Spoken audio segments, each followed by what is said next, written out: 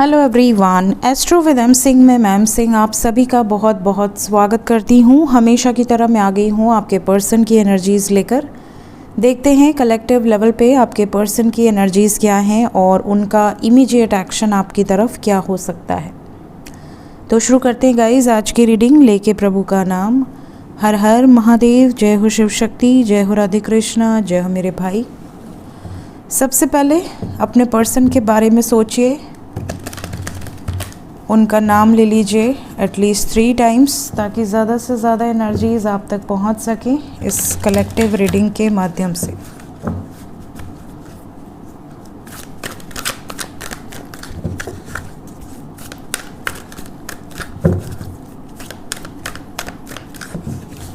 Please guide करें angels, deepest feelings right now. अभी इस वक्त आपको लेकर क्या चल रहा है सबकॉन्शियस में, किस एनर्जी में है। 5 cards,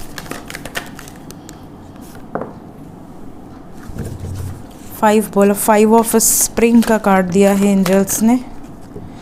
second we have again number 5, unity.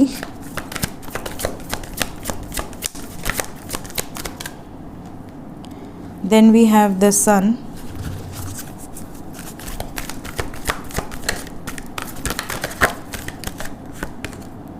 Then we have the lovers.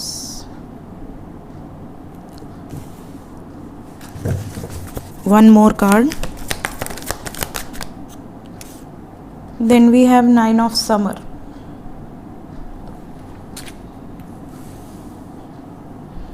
Lovers के साथ 9 of cups आया है, summer means cups, and bottom of the deck है high priestess. मीन्स इनकी विश है आपके साथ रहना। डीपेस्ट फीलिंग्स में ये चीज़ें निकल कर आई हैं। Let's clarify all the cards. आज हम छोटू डेक से क्लैरिफाई करते हैं। क्लैरिफाई कर दें एंजल्स।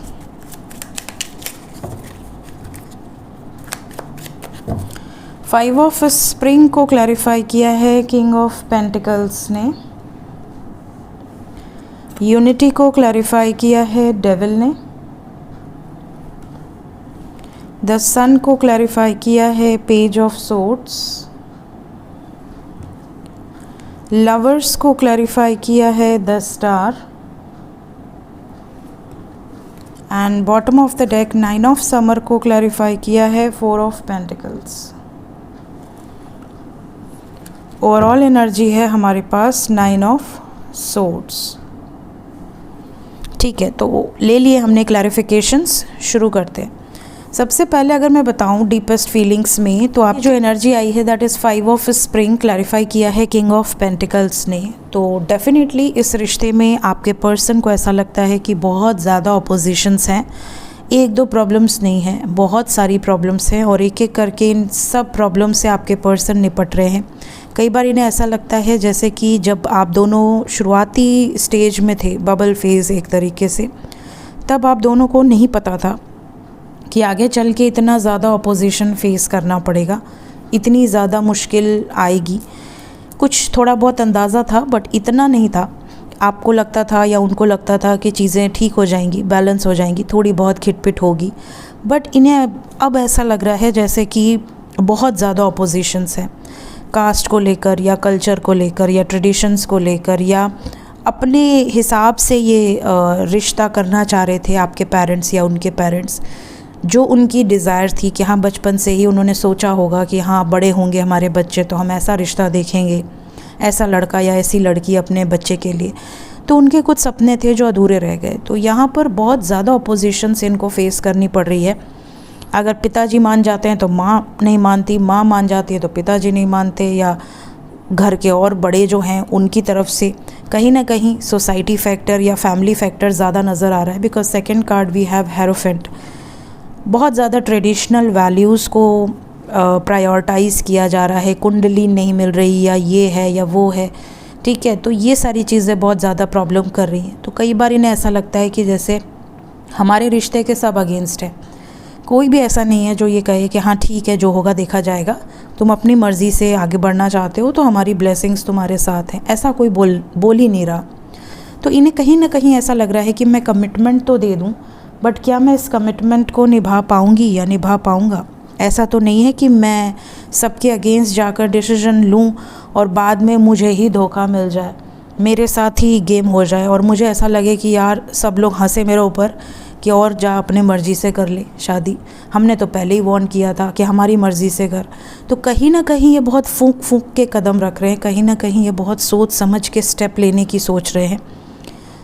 साथ ही साथ ये भी नज़र आ रहा है कि सन को क्लैरिफाई किया है पेज ने, इसका मतलब पिता पुत्र की एनर्जी है। कहीं ना कहीं फैमिली ओरिएंटेड है आपके पार्टनर। इन्हें ऐसा लगता है कि कुछ ऐसा गेम खेला जाए जिससे कि आपकी फैमिली, इनकी फैमिली, दोनों फैमिलीज़ मान जाएं, चीज़ें बैलेंस आउट हो जाएं।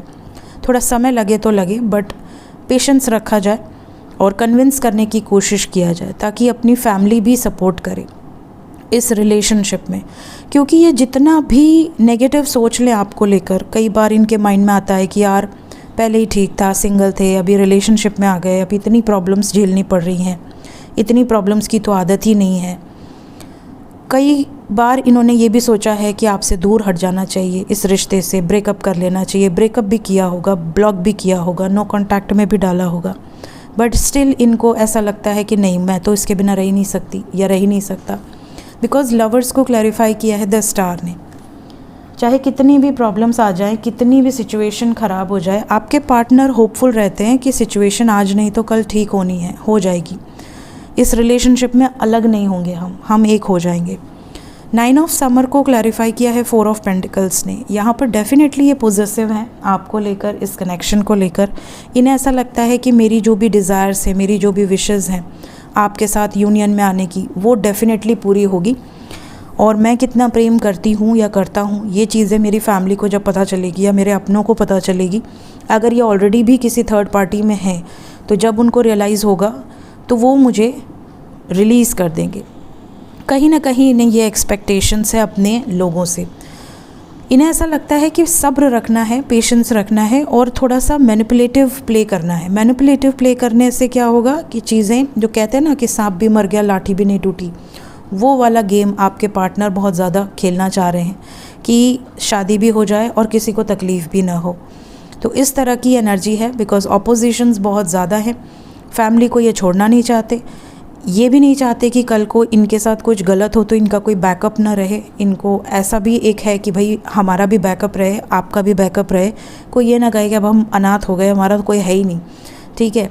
लवर्स को 9 ऑफ कप्स ने क्लैरिफाई किया है द स्टार के बाद 4 ऑफ पेंटिकल्स। तो ये आपको भी नहीं खोना चाहते। ऐसा नहीं कि ये फैमिली का सपोर्ट करेंगे, आपका नहीं करेंगे, ये दोनों को साथ लेकर चलना चाहते हैं। ये इनकी डीपेस्ट फीलिंग्स में बहुत स्ट्रॉन्ग है। लेकिन ये ज़रूर है कि ओवर थिंकिंग है, सफरिंग है, एंग्जाइटी है आपके पर्सन को कि क्या होगा, कैसे होगा, सिचुएशन फेवर में आएगी या नहीं आएगी।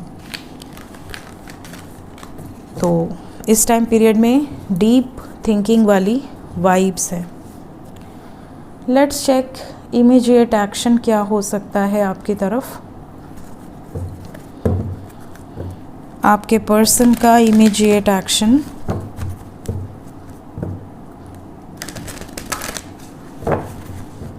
Five cards angels,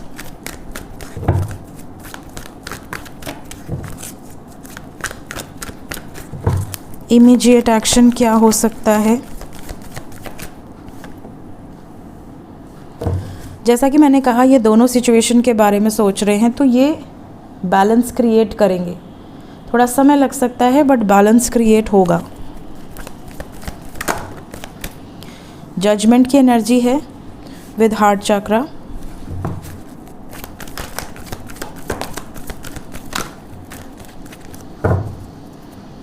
then we have destiny, we have number 9, number 6 and harmony. तो इमीडिएट एक्शन में मोस्ट प्रॉब्ली ये जो भी एनर्जी यहाँ पर निकल कर आई है वो कमिंग 27 आवर्स के अंदर की है। 27 आवर्स के अंदर थोड़ा मेंटल कॉन्फ्लिक्ट रहने वाला है आपके पर्सन की एनर्जी में। जैसा कि मैंने कहा, ऑपोजिशंस एंड ऑब्स्टिकल्स हैं आप दोनों के बीच में। इसी को लेकर कुछ निर्णय लेंगे आपके पार्टनर। जो भी डेस्टिनी में है वो हो जाए। बैलेंस क्रिएट करने की अपनी तरफ से पूरी कोशिश करेंगे। इन्हें ऐसा लगता है कि थोड़ा सेल्फ पर ज़्यादा फोकस करना चाहिए इस टाइम पे। थोड़ा शांत रहो, मेडिटेशन करो, अच्छा डाइट लो, अपने काम पर फोकस रहो। जैसे जैसे चीज़ें थोड़ी सी शांत होंगी वैसे वैसे हम इस यूनियन की तरफ आगे बढ़ेंगे। तो कुछ चीज़ें प्लानिंग के अकॉर्डिंग चल रही हैं, कुछ चीज़ें बहुत सडनली भी हो सकती हैं, बट यहाँ पर जो एनर्जी है फ़िलहाल 27 आवर्स तक यूनियंस तो हो सकते हैं बट कमिटमेंट की वाइब्स नहीं है। कमिटमेंट में अभी समय लगेगा। तो अगर कोई ऑलरेडी यूनियन में है तो चीज़ें ऐसी हो सकती हैं कि कई बार आपके पार्टनर थोड़ा फियर वाली बातें करें, निराश रहें, डिसअपॉइंटमेंट आपको रिसीव हो इनसे, या कई बार आपको ये डर लगे, कहीं ना कहीं ये भय रहे आपको कि मेरा पार्टनर मुझे छोड़ ना दे। इस तरह की सिचुएशन बन सकती है इमीडिएट फ्यूचर में। बट ये जो एनर्जी है ये 27 आवर्स मैक्सिमम 90 आवर्स के अंदर तक रहेगी। यूनियन को लेकर ये श्योर हैं कि हाँ मुझे तो इसी पर्सन से शादी करनी है, ये इनकी विश है, इनकी डिज़ायर है, बट कुछ निर्णय ये लेना चाह रहे हैं। लेट्स क्लैरिफाई कैसा जजमेंट एंजल्स। सॉलिट्यूड, फ़िलहाल इनका निर्णय ये है कि मुझे अकेला रहने दो। अभी ये कोई स्टेप नहीं लेना चाह रहे। जैसा कि मैंने कहा ये थोड़ा समय लेंगे, सोच समझ के डिसीजन लेंगे। इस टाइम पे ये इग्नोर भी बहुत ज़्यादा कर सकते हैं। कई बार आपको ऐसा लगेगा कि मेरा पार्टनर मुझे धोखा दे रहा है या कुछ छुपा रहा है मुझसे, बट आने वाले समय में सक्सेस मिलेगी क्लैरिटी के साथ। लेकिन अभी आपको सब्र रखना होगा, पेशेंस रखना होगा। अभी थोड़ी बहुत भी बातचीत होती है तो इट विल डू, आप थोड़ी बहुत बातचीत से संतुष्ट रहिए, क्योंकि यहाँ पर अभी कोई बड़ा एक्शन लेते हुए नज़र नहीं आ रहे हैं। जो कांटेक्ट में हैं उनको ये चीज़ें फील हो सकती हैं, बट जो नो कांटेक्ट में उनको अभी सब्र रखना होगा। अगर यूनियन भी होता है तो कमिटमेंट में थोड़ा समय लगेगा। देखते हैं एंजल्स क्या बताना चाहते हैं अभी इस वक्त। गाइडेड मैसेज में पहला कार्ड है साउथ। आपके घर के या आपके ऑफिस के जहाँ पर भी ज़्यादा समय आपका व्यतीत होता है, कोई साउथ दिशा से रिलेटेड आपको कोई स्पिरिट गाइड्स की तरफ से मैसेज मिल सकता है। रोमांटिक फीलिंग्स बहुत स्ट्रॉन्ग हैं, तो अगर आपको या आपके पर्सन को बहुत ज़्यादा मिसिंग एनर्जी फील होती है तो ये एनर्जी ही ऐसी है, फायर की एनर्जी है।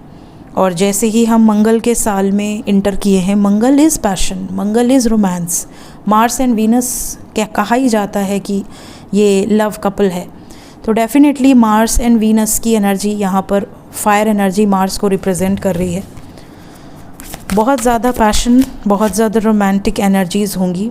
कप्स की भी एनर्जी है। आने वाला समय बहुत बेहतरीन है। बहुत सारे लोगों की जो भी डिज़ायर्स हैं, जो भी विशेज़ हैं, वो फुलफ़िल होते हुए नज़र आ रही हैं। सो क्लेम कर लें इस एनर्जी को, फुलफ़िलमेंट को, और अपने मन में एक विश मांग लें जो भी आपके लिए इम्पॉर्टेंट है, चाहे वो परमानेंट यूनियन से रिलेटेड हो या मैसेज से रिलेटेड हो, कॉल से रिलेटेड हो। जो भी आपके विश है एंजल्स तक पहुंच जाएगी। अपनी तरफ से इनिशिएट मत करिएगा communication. Angels are guiding you, आपके स्पिरिट गाइड्स की तरफ से। अपनी तरफ से इनिशिएट नहीं करो।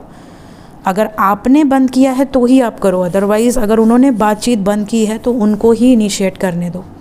सो this is your reading and guidance. Take care guys, bye bye.